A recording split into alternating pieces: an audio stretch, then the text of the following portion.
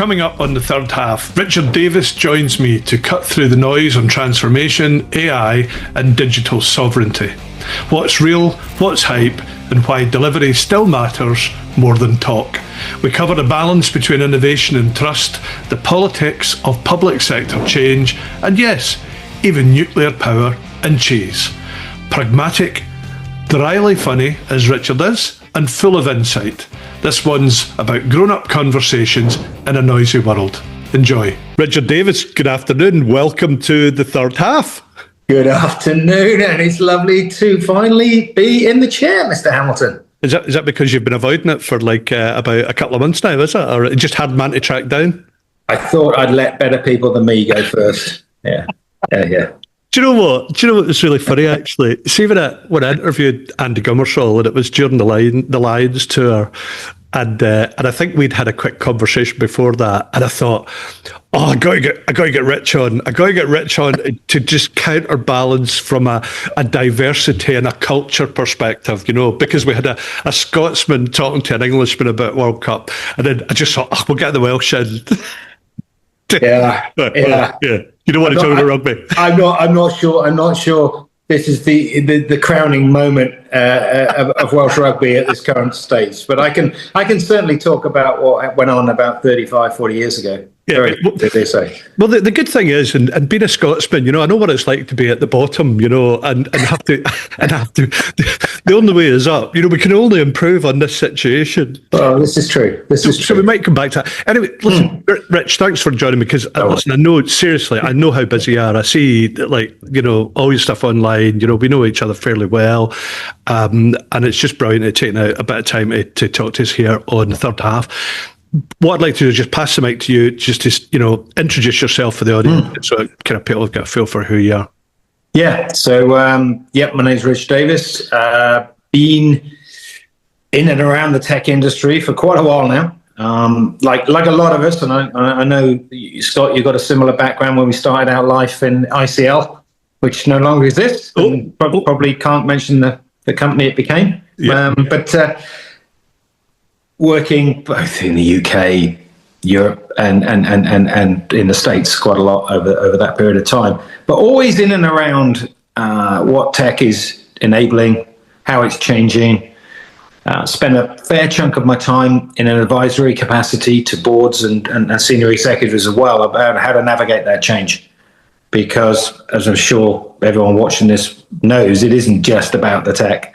It's some of the intended and unintended consequences of going down certain paths. So I now run the UK arm of a fast-growing European consulting company, and I'm having a ball. I'm having a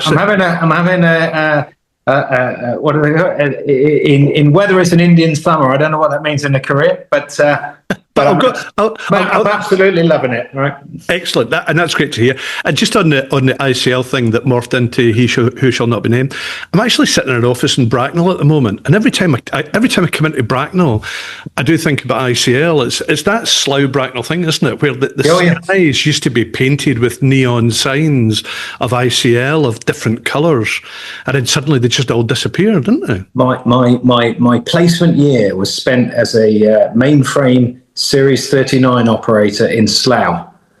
Oh, Slough one. That was the beginning. So, listen, you've opened up a can of worms there, because I'm going to ask you lots of detailed technical questions about mainframe now as we progress, and we'll see how we go. We'll see how your career progresses after that. So listen, great stuff, and what a great background you've got there. But on this point in particular, we've been at this for quite a while now, and we've been talking about transformation, for decades. Programs, frameworks, headlines, transformation has just been a buzzword. I want to ask you now, from where you sit, what separates the ambition from proper digital maturity and transformation? Because I think life has changed a lot. And when I read what you're putting out from that company, I think you're right at the epicenter of a lot of that true digital change beyond the rhetoric. Yeah, I think. That's a big question, isn't it? But I think if you'd asked me that question 20 years ago, I would probably be saying Well, what's really transforming is the fact that the consumer is driving the change. So when I first started my career, it was corporations that drove the industry. It was corporations that gave the world technology change. And then it flipped, I think, in a way that suddenly the Apples and the like of the world started designing for the consumer. And it was the consumer that led a lot of the change. I mean, these things did change immeasurably, and it coincided obviously with the internet. And I think now, that's obviously gone on and has morphed into arenas now where certain tech vendors do dominate, and we are more and more wedded to platforms. Yep. I think you can't. AI is a game changer. I mean, there will be hype and there will be winners and losers. There's like any disruption, but it's a game changer in terms of what that's going to enable in terms of connectivity and what tech can do. But I think the other big change between true transformation and talking about it is, it's boring as hell, but you're going to get back to delivery, right? You're going to, with my career, the ones that have truly changed or transformed, whether they be organizations or governments, have been the ones that have delivered. Yeah. And got themselves aligned culturally to being able to deliver. And we could spend a whole program talking about, well, what does that mean? Because I think there's some myths always around delivering transformational change. And people think it's a flair thing, but it's not. There's a huge amount of discipline, a huge amount of the boring stuff, small gains constantly. So it gets you there. And so for me, yes, there's been some seismic changes, and it was a business to consumer, and now we're seeing the rise of the platforms, the rise of AI, which we all comfortable interacting with. But landing change and transformational change in governments and companies is sometimes a little bit boring. And so it's interesting if we just dig down that a little bit. And I was talking to, so two things kind of resonate there. One conversation I had with Steve O'Donnell the other week, who actually came, from, well, he's got a kind of very broad career across industry, a lot of financial services background. Yeah. And then also I talked to Rashik Palmer this week, ex-IBM fellow, and the three things that came out, one from Steve was about the rise of the hyperscalers and the monolithic kind of, stranglehold in some respects they have in the industry, for better or worse, discussed. Yeah. The second thing from Rashik this week, which I think plays to your point a bit, especially when we look at the public sector, is driving change for the consumer as opposed to for the balance sheet, right? Yeah. Because and I think when we, if we go back over the years that we've worked in various corporations, the change was very much balance sheet driven. Yes. I think we've seen a flip. I mean, money's still important, but culture, community, people-oriented stuff, and especially at the heart of the public sector kind of transformation program. Is that what you're seeing from a day-to-day base, day-to-day perspective within Netcompany? Very much so. I mean, I've been exposed in the last 4 or 5 years to Scandinavia, which is not an area that I'd always been there, done business with Scandinavian companies, but I never spent enough time to get under the covers of the societal impact and change that technology's made there, and being able to compare that against, say, the UK or the US, which are markets that I've spent more time in. Yeah. And the way that's been delivered in say, Scandinavia is a factor of many things. I mean, obviously, they're technically very strong in terms of building systems, but you have to legislate strongly, and as an organization delivering to that, you have to do what you say, and have a very different approach to how they buy these services. And what it all amounts to is a much higher degree of trust between the citizen and the government, firstly. And once you've got that trust, you find that people do use these services, and that creates layers upon layers of use cases that you can build upon. And once that wave starts, it gathers momentum. And that's, I think, what you see in those certain parts of the world versus maybe other parts where we're not organized for success quite so well. We're not maybe as directive as you need to be. And therefore you end up in that kind of middle ground where there isn't the trust and projects stall or overrun or never really have the impact that has been designed. So yeah, I absolutely do see that. And it's quite marked. And I also I'm not convinced that, well, these are smaller countries. We're a big country. It's a lot more difficult. I think the problems are the same. Okay, the scale of it might be slightly different, but the fundamental building blocks to winning or losing in how you deliver those things are the same. And to your point, which is a really good point, you're right. It isn't just about balance sheet. If it was about balance sheet, then it's a horrific story here. I think, in terms of money spent versus what's been delivered or put into our hands as citizens. I think, that would not be a pretty sight in a boardroom. No. But for whatever reason, it kind of is, it's almost become a little sort of run of the mill, really, expected. I think that's interesting because, like, I know that you've worked across industry all your career, but the last sort of few years, has been more and more public sector, and I love that kind of, like, it's a kind of metaphor or analogy of, actually, you wouldn't get away with this in a bank, or you wouldn't get away with this in a manufacturer, you wouldn't get away with this. So why have we kind of accepted this situation in the public sector, in the civil service, and how do we redress that while we deliver increased value back to the citizen in these austere times? It's trying to circle that square is really tough. It is tough, and there isn't one answer to that, and I think that's why it's tough. It isn't just a case that one industry's got technically better people than the other. You have to have many conditions to be in place to deliver it, right? And for instance, the legislation, the organization as well. I mean, it's easier to organize for success maybe in a bank than it is in government. I mean, it's a very complex set of organizational structures that all have to come together to deliver something. Yeah. For the size of what they're delivering, right? So it must be, and I have huge amounts of sympathy for those trying to change those environments. It's not easy with governments that change every 4 years. That's difficult too. There's not much continuity in the last 20, 25 years, right? Yeah, and this might be a difficult one. Where do you think we, as I've stepped out of full-time corporate now and stuff like that. I still see myself as traditionally on supply side, but do we as suppliers help or hinder a little bit? Because I always think you kind of play to your audience, don't you? So do we learn from other industries and truly bring those learnings across and say, actually, you should stop doing it this way, there's a better way to do things? Or do you think we just assume the persona of the, kind of public sector? I don't want to say lethargy or anything like that, because it's very easy to criticise, and I don't think it's about lethargy. It is maybe just institutional process or whatever, that and years and years and years and years of infrastructure, literally and metaphorically, that we're trying to break through. Yeah. I think there's a genuine desire, and always has been, to take learnings from other industries.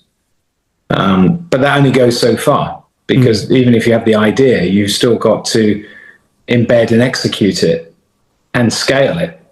Yeah. And that's where it all gets very difficult. And that's because the organizational structures, and let's just say the interest groups, right? I mean, the interest of a politician is a very short-term interest.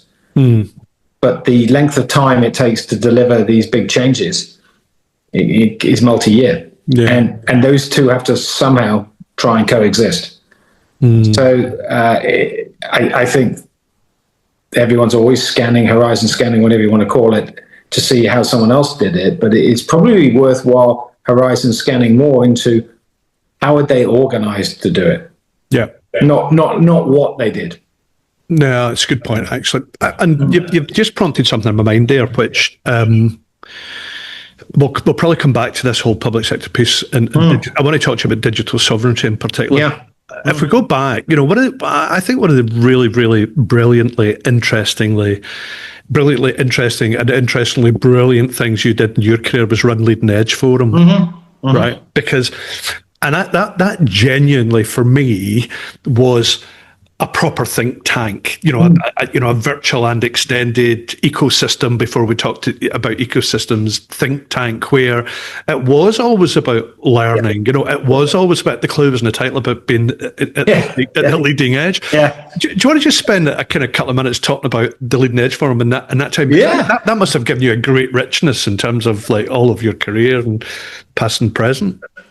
Yeah, I think it's I start off by saying it's one of those things that is only when you're not doing it and you give it a few years and you look back and you go, gosh, it really was quite good, wasn't it? Yeah. And when you have customers or former customers saying to you, you said that 10 years ago. It's like, yeah, we did, didn't we?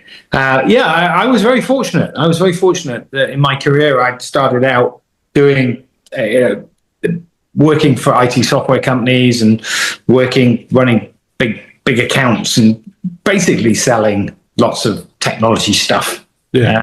Back in a day where people were buying lots of technology stuff, and I started out in banking. And it was many years, maybe I'd been going 10, 12 years, and I had the opportunity to go and join a management consulting company, which from a career change perspective was interesting because I was very used to technologies, services, but suddenly I was going into a world of consulting, and which is a very different world. It's a world of advisory, which is in the world of shaping people's thinking or helping people to think differently about something before they even think about, well, what technologies am I going to put in?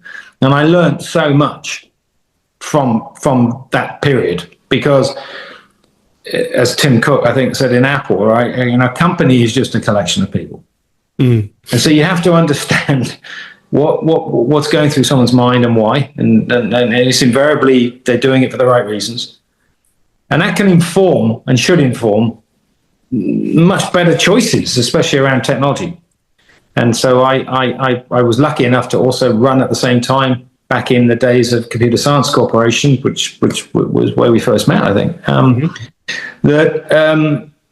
I was able to build a business that effectively was an advisory business to CIOs, COOs of many at that time of the Forbes and FTSE 100, 1,000 companies. And I spent a long time traveling the world, basically being paid to advise and bring in, that thinking to those companies' roadmaps and strategies. And gosh, looking back, it was a fantastic period because I learned so much, but also it gave me great grounding, for other areas. But it was an interesting period of time.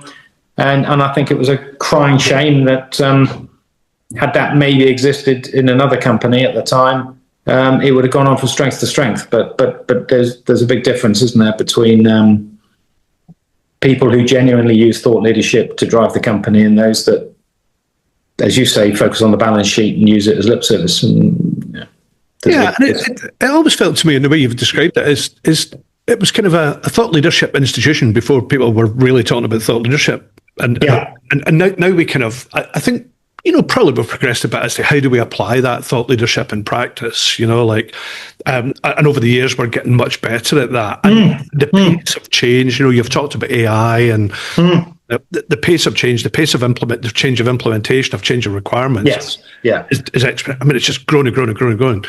So we have to take that TL and put it into practice even quicker now. I hate the term fail fast because it's a negative, we're talking about failing, but we have to implement change at a more rapid pace. So and that's the difficult thing, isn't it, with change? There's anyone who follows theories of disruption, Clayton Christensen's work at Harvard, there's always going to be organizations or people that see things earlier and in some cases have the courage or can persuade their organizations to take a leap of faith.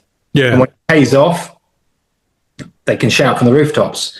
If it doesn't, well, you never hear about it. But there could be then a 10-year lag between that and the rest of the mainstream market. making that change. And I was looking back before I came on the call. I started to look back at those days from LEF, and remember visiting Palantir back in 2011.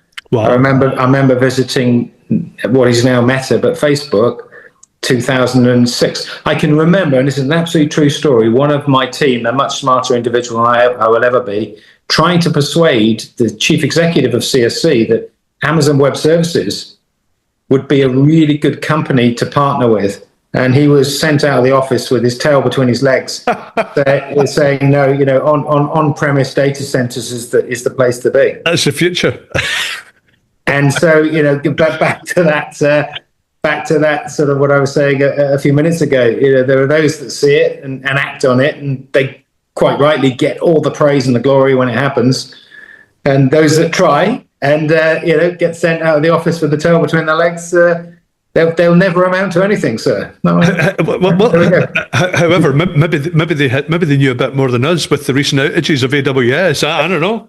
Well, I mean, we talked about digital sovereignty.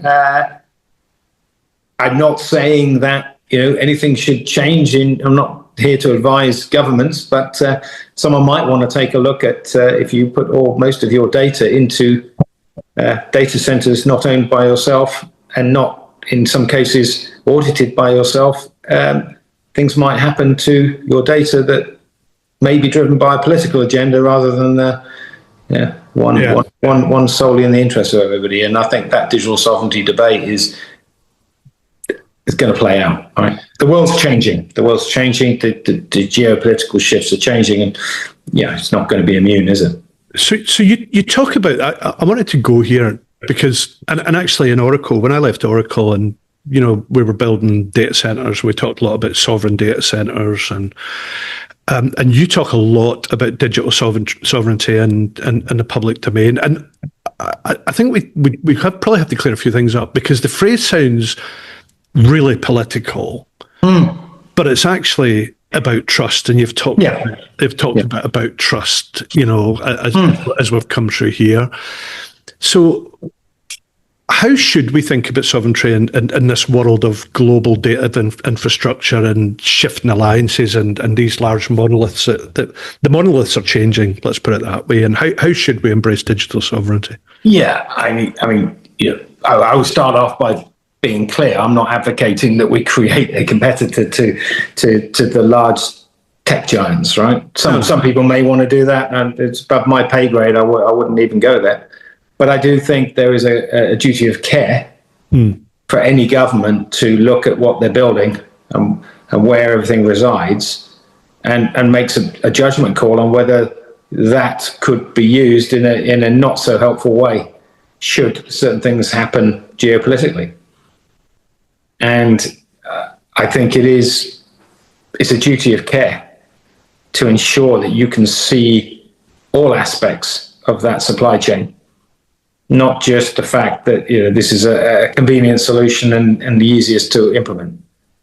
And when you're talking about citizen data, when you're talking about running things that really matter to a country, defense, resilience, and these sorts of things, it would probably be a sensible thing to ensure that we are, or whoever's in charge, is very comfortable that the choices being made there aren't somehow going to have quite destructive consequences down the line should things change at a geopolitical level. That's what I mean by it, and you can see it now. I mean, let's be honest. The world is splitting into. There's the US bloc, there's the Chinese bloc, and there is a nascent European bloc beginning to form. In fact, I think I even read this morning that Thales, Leonardo, and Airbus have now joined forces to create a cyber unit, and it will be positioned as the European cyber unit.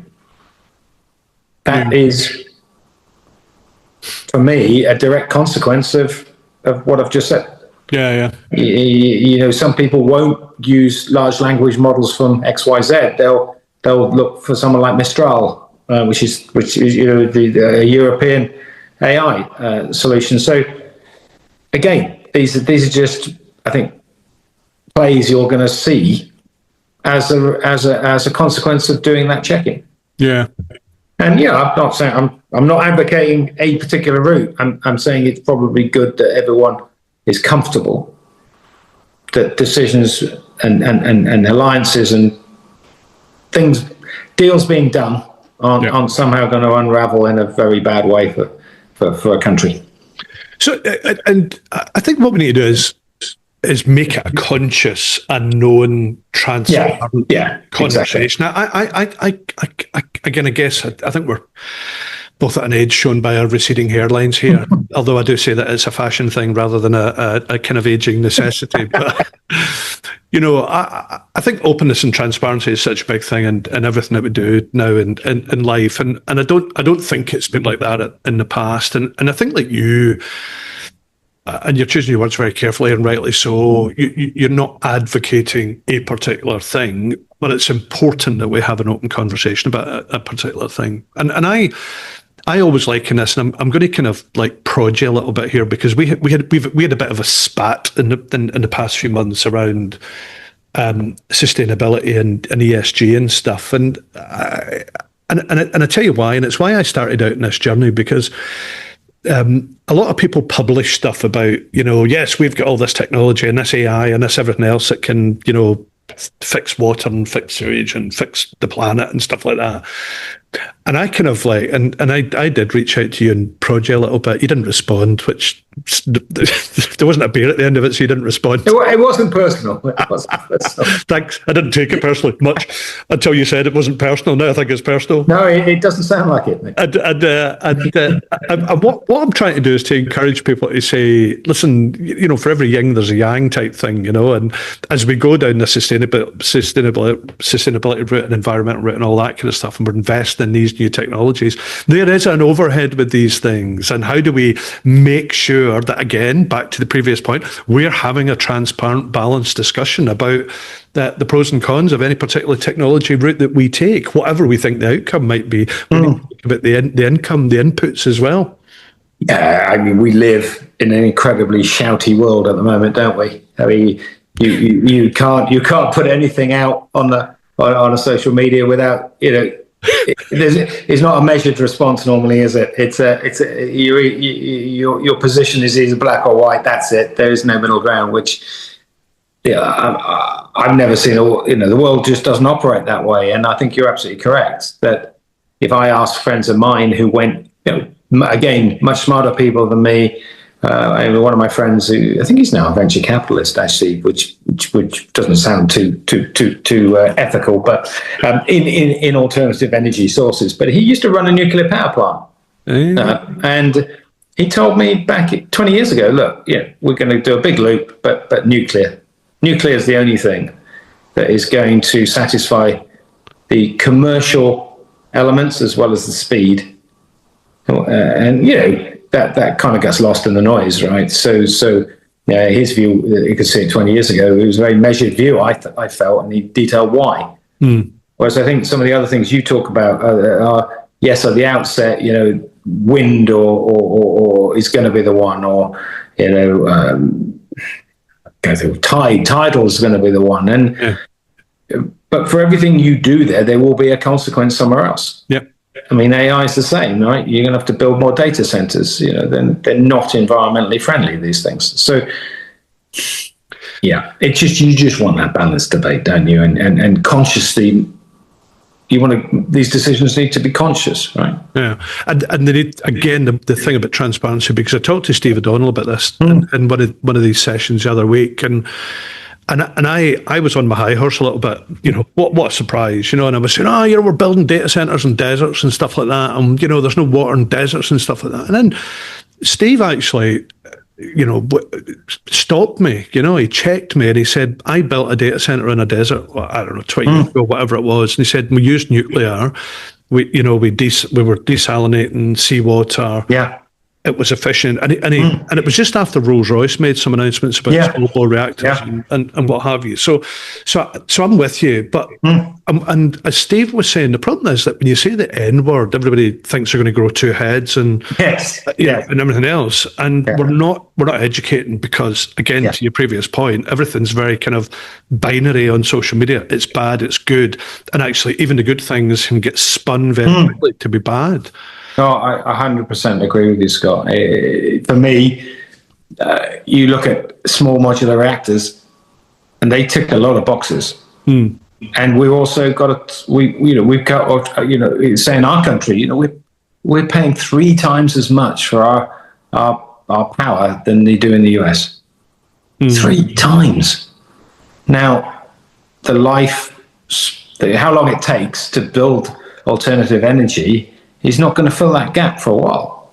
So there's got to be some form of pragmatism attached to things, as well as just, this is the ideal world. Yeah. We've got to move to that ideal world, but it has to be done without the unintended consequences of putting families on the streets or in bankruptcy, right? Yeah. So I agree with you completely, and I do think the N word has a massive role to play in that whole debate. Yeah. So listen, I want to use the N letter again, but I'm going to wrap it in R, L, and I. Okay. Because I know that away from the boardroom and everything that you're doing, you're very active with the RNLI, and you're a mentor, and you've got a fantastic sense of service and people orientation. Yeah. So do you want to just explain a little bit, especially about the RNLI? Because, again, I think we've probably all got quite a stuffy view of the RNLI as what it does, and a bit old-fashioned, like these old, go and put a penny in it when we were little kids and stuff. And every time I see you popping up as being an active member of the RNLI, it always makes me chuckle a little bit. Well, those that work with me might not say I'm that active, but anyway, I'll try and answer the question. Yeah. So we both played sport. Yep. And we both played rugby, as I recall, and I love playing sport, and but father time and all that, and I'd always been a relatively keen sailor, actually, and used to sail with my dad and whatnot, and then obviously the job means you don't do as much of that, and I'm hardly living by the sea in Ealing in West London, so I can't pursue that. And then I found out through a mutual acquaintance that there were actually RNLI stations on the River Thames, and they were put there purposefully back in 2000 because of the Marchioness disaster, if you remember that. Where in fact Lawrence Delalio's sister was lost in it. It was tragic. And the Thames is a very dangerous river. It's hugely tidal, it's fast, and a lot of things that you can, unfortunately, go underneath very quickly and with very little chance of coming out. It would sound a bit morbid. So I became aware there's one not far from me in Chiswick. There's 4 and one by Waterloo Bridge, and then one at Gravesend and one up at Teddington. And I applied. This is back pre-COVID. And I go through a series of boot camps, throw myself in the Thames, which I don't advise. It's not the healthiest pastime. And anyway, long story short, I became a crew member of that station, and it's fun first and foremost because who doesn't want to run into the middle of London at 40 odd knots with a blue light and a siren, right? It's everyone's dream, right? Yeah. And never tire of that. But on a more important note. Yeah, you get to have a shot at saving someone's life, or rescuing something, or stopping a tragedy happening. So and I've been doing that regularly, do my shifts every month with everyone else, and it's an amazing group of people because they come from all walks of life, like everything. And I think you spend too much time in an industry or a job, it can become all consuming. So. Yeah, you certainly. If I walked into the lifeboat station and started talking about digital sovereignty, that might be a very quick conversation. Might be met with some skepticism from other colleagues who probably a bit more earthy and run around London with small arms by their side, stopping real emergencies. So, yeah, and I've been doing that now for I think it's coming up to my 7th year now, and I absolutely love it. Absolutely love it. Yeah. Is it a bit less painful than taking the good old hospital pass, crash ball centre, taking a hospital pass when that when that number 8 is coming in to smack you? Yeah. I don't take the physical battering, but it's certainly sobering sometimes when you don't know what you're getting called to, and on a night shift, 2 a.m, you get called to some very odd things in the middle of London. You're not quite sure what's going to transpire, but you're right. When my rugby career was pretty much revolved around give it to the slightly rotund individual to run into a bunch of people even bigger than him. So this is great fun, and I get not only do I get a lot of pleasure from it, and that sounds a little introspective, but what I mean is you do feel that you're doing something worthwhile, and it's only when you get a letter from a family or from the to the station saying what it meant, it becomes a bit sobering, right? It's and good for you, because and we have talked about this over the last few years. This sort of notion of give back. Everyone says, I'm going to give back. I've turned 50. I'm going to give back, and it's actually quite hard to do. Funnily enough, and I think people talk a good game and don't get out and do something. So you're getting out. Frankly, you are literally putting your body on the line, to get stuff done, and it's good for you. It keeps you fit, but it is proper, genuine give back as opposed to just the chat side of it. Yeah, I do have to, before we wind up, I do have to talk to you about cheese, right? Now, I am, because it is one of the ongoing themes from in the third half and the tech ledger before, and the cheese that I'm going to give you, and it's in a very Monty Python way, and I'm sure this did appear in the Cheese Emporium, and somebody will call me out now and say, no, it isn't there. The cheese I'm going to give you is Caerphilly. Oh, discuss. I see where we're going here. You see where we're going here. Now, in a couple of weeks' time, this will get this the discussion, this chat will get published and put up. So we will probably be another week and a half down the line, or maybe a week down the line. But the reason I raise this today is because in Caerphilly we've had quite a change, and a change, and perhaps in the political infrastructure of the country, with neither of the two main parties featuring in the top two of the election result, and you being a proud Welshman, the cheese I give to you, Richard Davies, is Caerphilly. So what do you think of this? Without getting political, what do you think of the politics, if we can do that? That's a hot potato, that one. So you're talking about Wales, right? You're talking about a country that my front door's just gone, mate. Can I just go and get it? Seriously? Is it Amazon? Yeah, of course you can. Yeah, 1 sec. just to prove to any viewers, I wasn't to give myself any time to think. I tell you what, before you answer that last point there, I did love it when you walked out of the room that on one side I could see your drinks cabinet, and the other side I could see your exercise bike. Therein lies the story, I'm afraid. That is the balance sheet right there. It is. That's not just saying it, we're living it here. So, I think people are just so frustrated, aren't they? Yeah. I've never ever seen economic growth being stimulated by increasing money to a public sector without getting some form of growth on the private sector side. And I don't see that yet. It may well happen. So I'll reserve judgment, I'm sure, like everybody else on that. But I think I think, look, people are quite rightly feel overtaxed. They don't feel they're getting decent public services. I think, again, just an observation, but I was just talking about Scandinavia earlier, but if you are paying high taxes, you do get good public services there. Yeah. But that's not the case here at the moment, and therefore I get it. And in a country like Wales, was it the first time in 100 years? 100 years. Yeah. Yeah, I mean, that is, my grandfather used to say, you could put a donkey up in Wales and it would win if it had Labour on the tail. And if that's changed, then that is, it shows the frustrations, doesn't it? Yeah. You could put a donkey up in the British Lions and they might win and just call them Wales. It wouldn't be a Welsh donkey, would it? Rich, listen, it's been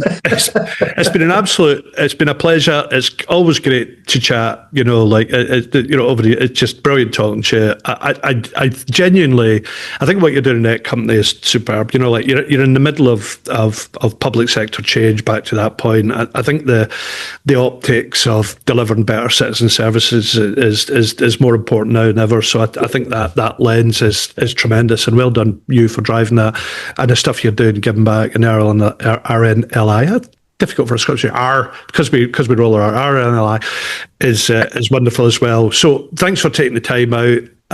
Enjoy the rest of your afternoon, and we'll catch up soon. Cheers. I thoroughly enjoyed it, mate. Thank you. Cheers.